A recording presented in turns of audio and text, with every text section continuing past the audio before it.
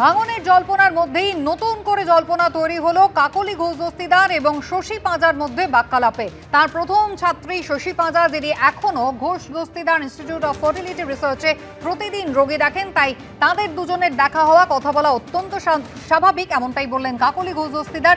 যদিও শশী পাঁজার কোনো প্রতিক্রিয়া পাওয়া যায়নি। আমার প্রথম স্টুডেন্ট হচ্ছে ডক্টর শশী পাঁজা।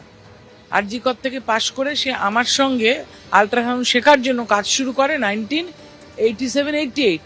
সেই থেকে সে এখন অবধি, আজ অবধি Ghosh Dastidar institute of fertility রিসার্চে এই যে পার্টিকুলার আল্ট্রাসাউন্ডটা এখনো সে সেই কাজটা করে। সেজন্য সে প্রতিদিন সেখানে আসে, প্রতিদিন পেশেন্ট দেখে। ও তো আজকে এই 30-35 বছর ধরে এখানে রোজ আসে। আর অন্য কে কি পোস্ট করেছে আমি বলতে পারবো না, তার কাছে কোনো খবর থাকলে সে তাকে জিজ্ঞেস করব। আমি তো বললাম যে সে আল্ট্রাসাউন্ড করে, আমার স্টুডেন্ট, সেই জন্য তাই নিয়ে আমার সঙ্গে তার রোজই কথা হয়। শশী পাঁজা তৃণমূল কংগ্রেসেই আছেন, ওনার অবস্থান বদলের কোনো খবর কিন্তু এখনো তার কাছে নেই, এমনটাই বলছেন বেলেঘাটার কালীঘাটপন্থী তৃণমূল বিধায়ক কুণাল ঘোষ। ডক্টর শশী পাঁজা তিনি প্রাক্তন মন্ত্রী। শশী পাঁজা তিনি সমাজসেবা করতেন এবং পরবর্তীকালে রাজনীতি করেছেন। পরবর্তীকালে তিনি রাজ্যের মন্ত্রী ছিলেন, মমতা বন্দ্যোপাধ্যায়ের অন্যতম সৈনিক। নির্বাচনের পর তিনি তার ছোট কন্যার কাছে তিনি বাইরে গেছিলেন। ফেরার পর তিনি কলকাতায় আছেন, বাড়িতে আছেন, এবং তিনি যেহেতু চিকিৎসক তাই পুরনো পেশাগত যে কাজকর্মগুলি উনি করতেন সেটা আবার তার কন্টিনিউয়েশন তিনি আবার সেগুলো শুরু করেছেন। বাকি দেখা যাক।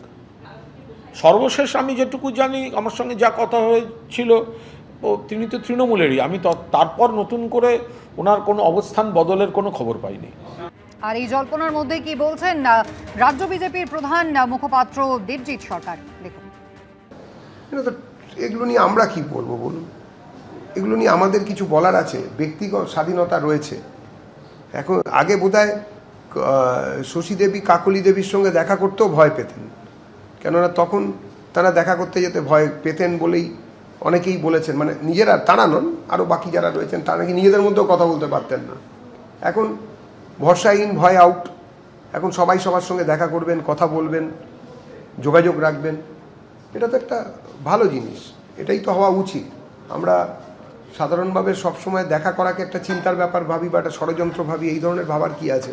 তাদের মনে হয়েছে তারা দেখা করবেন, দেখা করছেন। এবিপি আনন্দ, এগিয়ে থাকে, এগিয়ে রাখে।